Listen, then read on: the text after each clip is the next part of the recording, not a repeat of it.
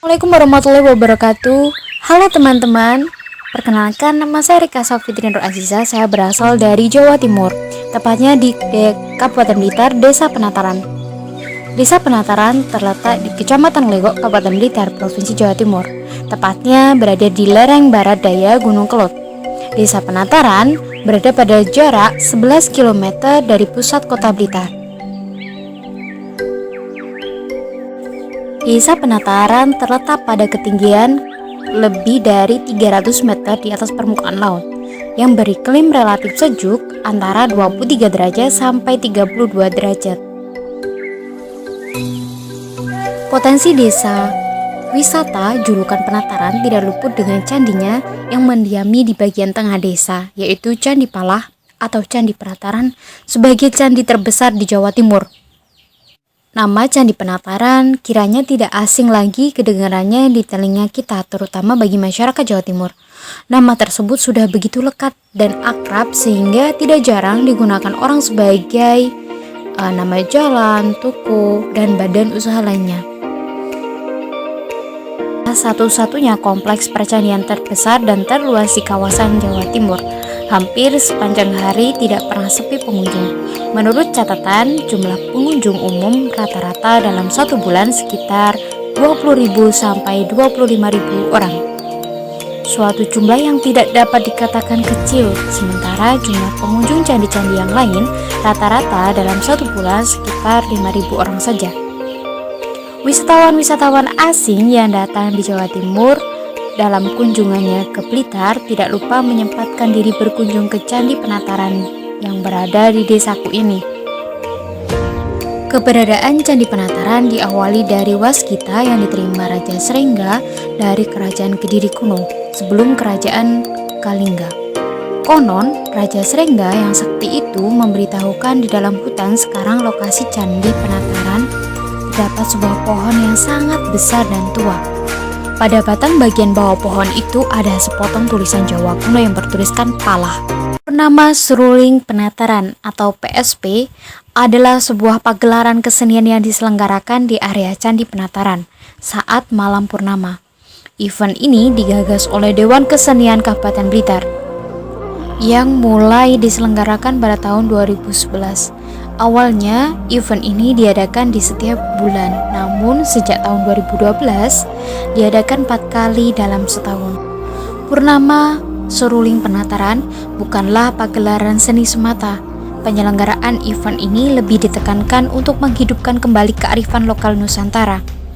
Ya, karena dalam setiap penyelenggaraannya, selalu dipentaskan sendera tari maupun kesenian lain yang mengisahkan relief-relief dari Candi Penataran seperti cerita Sri Tanjung, Bubuk Sah Kanggang Aking, Panji, Ramayana, dan masih banyak lainnya. Selain menampilkan beraneka ragam kesenian lokal, kegiatan budaya ini dimeriahkan oleh kesenian-kesenian mancanegara. Pagelaran ini sangat memberikan syarat dan makna bagi masyarakat Indonesia.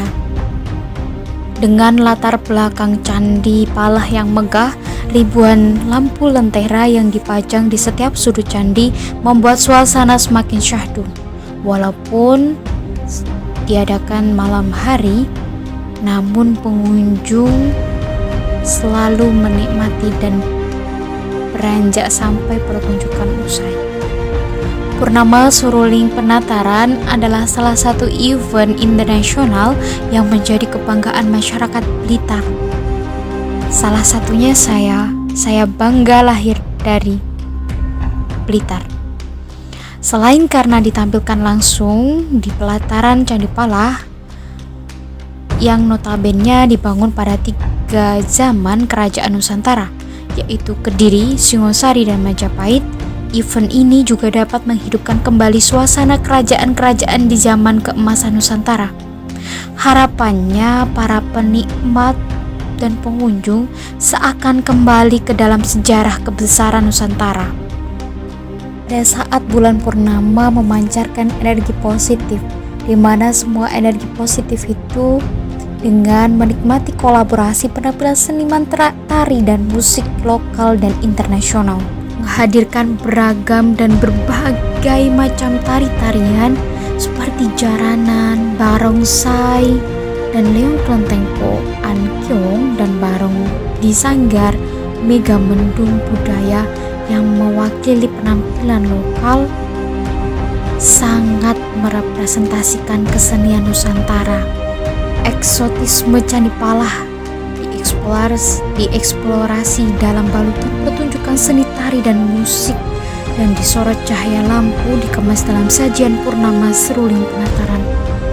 Banyak tari-tarian yang ditampilkan asal Blitar seperti tari dadak merak, Joko Suryo, rampak, cilempung, karinding dari Sunda, barongan, dan tarian Porembulkio dari Blitar yang menceritakan suatu prajurit Pangeran Diponegoro.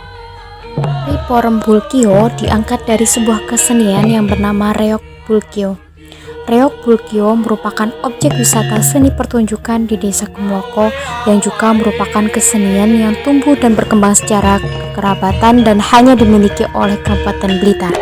Tari ini diangkat dari sejarah pelarian pasukan Pangeran Diponegoro yang memiliki benang merah penyebaran agama Islam di Blitar dengan dikuatkan unsur kepahlawanan yang diserap dari Serat Ambia.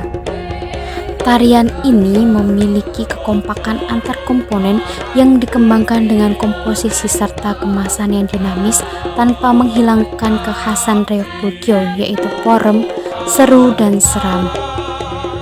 Tarian ini telah menjadi juara umum dalam Festival Karya Tari Jawa Timur 2019 sebagai wakil dari Kabupaten Blitar dan menjadi wakil dari Provinsi Jawa Timur dalam Parade Tari Nusantara 2019 di Taman Mini Indonesia Indah yang meraih penghargaan sebagai penyaji unggulan dan penata rias busana unggulan.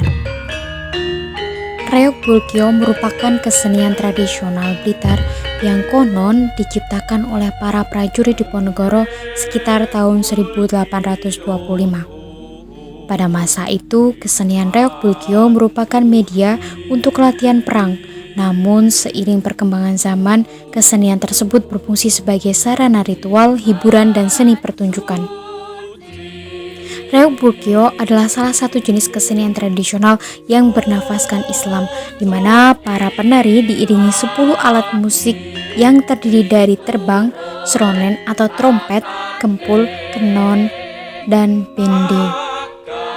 Reok Bulkio berkembang di Blitar karena pelarian pengikut Pangeran Diponegoro setelah kalah dalam peperangan. Meskipun kalah dalam peperangan, mereka masih memiliki semangat untuk melawan penjajah. Karena itu, gerak-gerak utamanya memang hanya merupakan perang-perangan. Pada mulanya, kesenian ini dibawa oleh Kasan Mustar dan Kasan Ilyas. Mereka adalah prajurit Pangeran Diponegoro yang berasal dari Bagelen, Jawa Tengah. Perpindahannya ke Blitar sebagai upaya penyelamatan dari penangkapan pasukan Belanda, di mana pada saat itu sambil menunggu kejelasan kabar kelanjutan perjuangan mereka mengasah kemampuan dalam berperang melalui gerakan-gerakan tari. Gerakan-gerakan keprajuritan itulah yang disebut dengan kesenian Reok Bulkio. Kasan Muhtar dan ketujuh prajurit Diponegoro lainnya membuat tarian prajurit yang terinspirasi dari kisah kenabian dari Alkitab Ambiyun. Bulkio sudah diturunkan kepada 5 generasi, di mana urutan 5 generasi ini tidak selalu berupa pewaris dari bapak ke anak, namun masih dalam satu kekerabatan keluarga. Saat ini gerak serta musik pengiring Reok Bulkio masih memiliki pola yang sama dengan penciptaan pertamanya pada tahun 1825. Para pelaku seni Reok Bulkio tetap berusaha mempertahankan keaslian bentuk kesenian tersebut. Busana yang digunakan tetap memiliki makna yang sama. Namun saat ini kesenian Reok Bulkio tidak lagi digunakan sebagai latihan berperang. Saat ini digunakan sebagai seni pertunjukan. Bentuk penyajian kesenian reok Bulkio dimulai dengan dibunyikan kempul atau jur dalam nada 2 selendro, kempul nada 1 selendro, dan kenong dengan nada 6 selendro. Setelah instrumen tersebut dibunyikan, para penari melakukan sembahan yang ditunjukkan kepada para penonton. Penari sebanyak 9 orang terdiri dari pangharep 2 orang, prajurit yang terdiri dari 6 orang, dan seorang pelandang atau wasit. Pangharep merupakan tokoh yang akan berperang dengan menggunakan berang sebagai senjata. Kesenian Bulkio selain menari juga memainkan alat musik serbana, terbang gendul telu, terbang glenyolan, 2 terbang gaib, pecar, dan slompret. Instrumen musik tersebut dibunyikan dari awal menari, setelah melakukan sembahngatan hingga akhir pertunjukan. Penyebutan nama Bulkio berasal dari nama anak tunggal yang disayangi dari Raja Mesir yang bernama Hudad. Nilai yang terkandung dalam tarian tersebut seperti fungsi sosial, yaitu nilai kekeluargaan dan kegotong royongan sangat tinggi dalam masyarakat, di mana nilai ini tercermin pada saat pelaksanaan pementasan kesenian reok Bulkio. Fungsi upacara seni ini dalam pelaksanaannya mengandung arti bahwa kesenian, khususnya seni tari, mempunyai peranan penting, yaitu untuk menambah suasana magis dan sakral, seperti dalam suasana acara yang terkait dalam upacara kelahiran anak, hitanan, perkawinan, panen padi, ataupun lainnya. Fungsi hiburan dan pertunjukan memiliki arti yang lebih menekankan kepada pemberian kepuasan dan diselenggarakan sebagai pelengkap pesta, perayaan hari besar, atau acara-acara tertentu yang mempertunjukkan sesuatu yang bernilai seni dan menarik, namun tetap dengan memiliki makna yang tersendiri.